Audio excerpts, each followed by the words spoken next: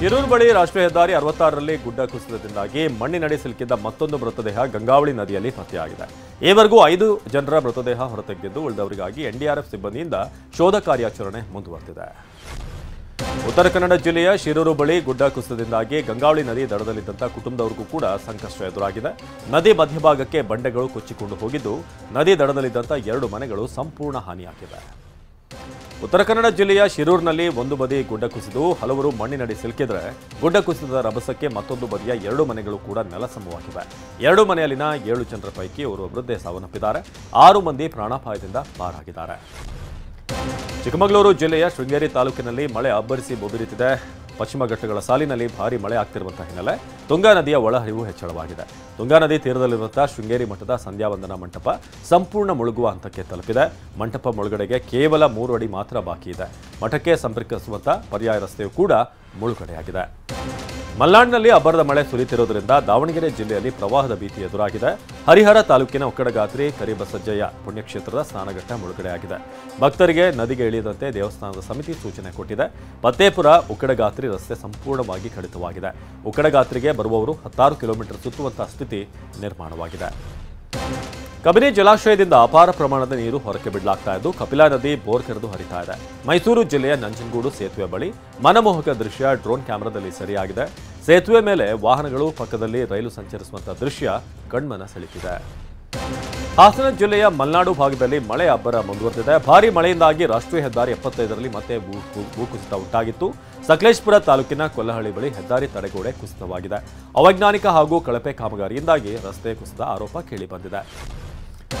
ಕಲಬುರಗಿ ಜಿಲ್ಲೆಯ ಚಿಂಚೋಳಿ ತಾಲೂಕಿನ ಗಡಿಯಲ್ಲಿ ವ್ಯಾಪಕ ಮಳೆ ಸುರಿಯುತ್ತಿದೆ. ರಣರಕ್ಕಸ ಮಳೆಗೆ ಕಲಗುಣಿ ತಡೆಗೋಡೆ ಕುಸಿತವಾಗಿದೆ. ಚಿಂಚೋಳಿ ತಾಲೂಕಿನ ಮಲ್ಕಾಪುರ ಕಲಗುಣಿಯಲ್ಲಿ ಘಟನೆ ನಡೆದಿದೆ. ಶಿವಮೊಗ್ಗ ಜಿಲ್ಲೆಯ ಶಿಕಾರಿಪುರ ತಾಲೂಕಿನ ಅಂಜನಾಪುರ ಜಲಾಶಯ ಭರ್ತಿಯಾಗಿದೆ. ಇದರಿಂದ ರೈತರ ಮೊಗದಲ್ಲಿ ಮಂದಹಾಸ ಮೂಡಿದೆ. ಶಿಕಾರಿಪುರ ಶಿರಾಳಕೊಪ್ಪ ಪಟ್ಟಣಕ್ಕೆ ಇದೇ ಜಲಾಶಯದಿಂದ ಕುಡಿಯುವ ನೀರು ಪೂರೈಸಲಾಗುತ್ತದೆ. ಅಲ್ಲದೆ ಕೃಷಿಗೂ ಕೂಡ ಬಳಕೆ ಮಾಡಲಾಗುತ್ತದೆ. ಹೀಗಾಗಿ ಅನ್ನದಾತರು ಸಂತಸದಲ್ಲಿ ಮಿಂದೆದ್ದಿದ್ದಾರೆ. ಮೈಸೂರು ಜಿಲ್ಲೆಯಲ್ಲಿ ಮಳೆಯಿಂದಾಗಿ ಹಲವೆಡೆ ಅವಾಂತರಗಳು ಸೃಷ್ಟಿಯಾಗಿದೆ. ಎಸ್ಟಿಕೋಟೆ ತಾಲೂಕಿನಲ್ಲಿ ಗಾಳಿ ಮಳೆಗೆ ಮನೆಗಳಿಗೆ ಹಾನಿ ಉಂಟಾಗಿದೆ. ಮಚ್ಚೂರು ಗ್ರಾಮದಲ್ಲಿ ಮಧ್ಯರಾತ್ರಿ ಬೃಹತ್ ಮರ ಬಿದ್ದು ಮನೆ ಜಖಂಗೊಂಡಿದೆ. ಮನೆಯಲ್ಲಿದ್ದ ರೈತ ಗೋವಿಂದ ಕುಟುಂಬ ಪ್ರಾಣಾಪಾಯದಿಂದ ಪಾರಾಗಿದೆ. ಇತ್ತ ತುಮಸೋಗೆ ಗ್ರಾಮದಲ್ಲೂ ಕೂಡ ಮಳೆಯಿಂದಾಗಿ ವಿಕಲಚೇತನ ಸುರೇಶ್ ಎನ್ನುವವರ ಮನೆ ಮೇಲ್ಛಾವಣಿ ಕುಸಿತವಾಗಿದೆ. ಕೊಡಗು ಜಿಲ್ಲೆಯಲ್ಲಿ ವರುಣನ ರಣಪಟ ಮುಂದುವರೆದಿದೆ. ಭಾರೀ ಮಳೆಗೆ ರಾಜ್ಯ ಹೆದ್ದಾರಿಯ ಹಾತೂರು ಗ್ರಾಮದ ಬಳಿ ಬೃಹತ್ ಮರವೊಂದು ಬಿದ್ದಿದೆ. ವಿರಾಜಪೇಟೆ ಗೋಣಿಕೊಪ್ಪಲು ರಸ್ತೆ ಸಂಪರ್ಕ ಕಡಿತವಾಗಿದ್ದು ಅರಣ್ಯ ಇಲಾಖೆ ಸಿಬ್ಬಂದಿಯಿಂದ ಮರ ತೆರವುಗೊಳಿಸಲಾಗ್ತಾ ಇದೆ.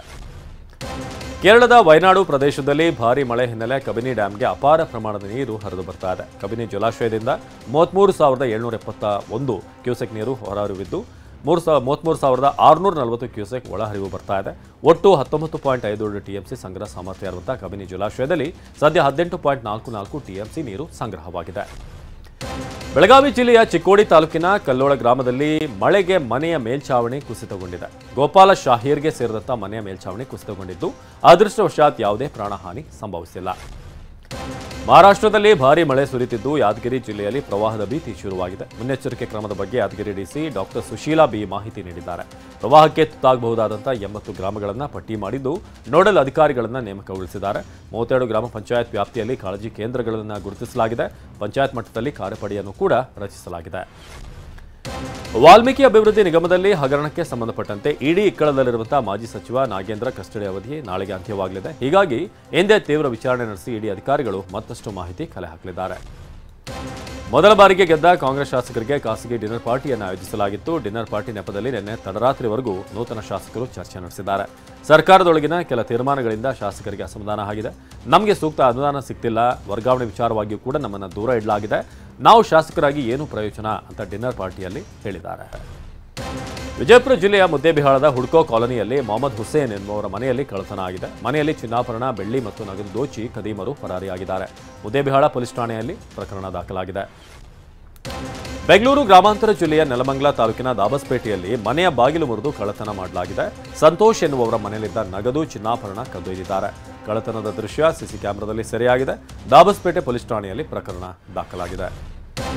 ಬೆಳ್ಳಂಬೆಳಗ್ಗೆ ಸ್ವಚ್ಛತಾ ಅಭಿಯಾನದಲ್ಲಿ ಸಂಸದ ಯದುವೀರ್ ಒಡೆಯರ್ ಭಾಗಿಯಾಗಿದ್ದಾರೆ. ಮೈಸೂರು ನಗರದ ಕುಕ್ಕರಹಳ್ಳಿ ಕೆರೆಯಲ್ಲಿ ಘನತ್ಯಾಜ್ಯ ಸಂಗ್ರಹಿಸಿದ್ದಾರೆ. ವಿವಿಧ ಸಂಘ ಸಂಸ್ಥೆಗಳ ಸಹಯೋಗದೊಂದಿಗೆ ಸ್ವಚ್ಛತಾ ಅಭಿಯಾನ ನಡೆದಿದೆ.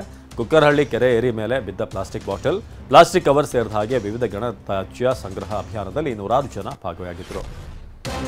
ಚಲಿಸುತ್ತಿದ್ದಾಗಲೇ ಖಾಸಗಿ ಬಸ್ನಿಂದ ಟೈರ್ ಕಳಚಿ ಬಿದ್ದ ಘಟನೆ ಚಿಕ್ಕಮಗಳೂರಿನ ಬಾಳೆಹೊನ್ನೂರು ರೋಟರಿ ಸರ್ಕಲ್ನಲ್ಲಿ ನಡೆದಿದೆ. ದುರಂತದಲ್ಲಿ ಅದೃಷ್ಟವಶಾತ್ ಪ್ರಯಾಣಿಕರು ಪ್ರಾಣಾಪಾಯದಿಂದ ಪಾರಾಗಿದ್ದಾರೆ. ಬಸ್ ಟೈರ್ ಕಳಚಿ ಬೀಳುವಂತಹ ದೃಶ್ಯ ಸಿಸಿಟಿವಿಯಲ್ಲಿ ಸೆರೆಯಾಗಿದೆ. ದಾವಣಗೆರೆ ಜಿಲ್ಲೆಯ ಜಗಳೂರು ತಾಲೂಕಿನ ಪಲ್ಲಾಗಟ್ಟೆ ಗ್ರಾಮದ ಸರ್ಕಾರಿ ಆಸ್ಪತ್ರೆಯಲ್ಲಿ ಸಕಾಲಕ್ಕೆ ಸೂಕ್ತ ಚಿಕಿತ್ಸೆ ಸಿಕ್ಕಿಲ್ಲ ಅಂತ ಸ್ಥಳೀಯರು ಆರೋಪ ಮಾಡಿದ್ದಾರೆ. ಇದೇ ವಿಚಾರಕ್ಕೆ ವೈದ್ಯರು ಮತ್ತು ಸ್ಥಳೀಯರ ನಡುವೆ ಮಾತಿನ ಚಕಮಕಿ ನಡೆದಿದ್ದು ಕಿತ್ತಾಟದ ವಿಡಿಯೋ ವೈರಲ್ ಆಗಿದೆ. ದಾವಣಗೆರೆ ಜಿಲ್ಲೆಯ ಸವಳಂಗ ಗ್ರಾಮದ ಹೊರವಲಯದಲ್ಲಿರುವಂತಹ ಹೊಸಕೆರೆಯಲ್ಲಿ ವಿಜಯನಗರ ಕಾಲದ ಪುರಾತನ ಶಿಲಾಶಿಲ್ಪ ಪತ್ತೆಯಾಗಿದೆ.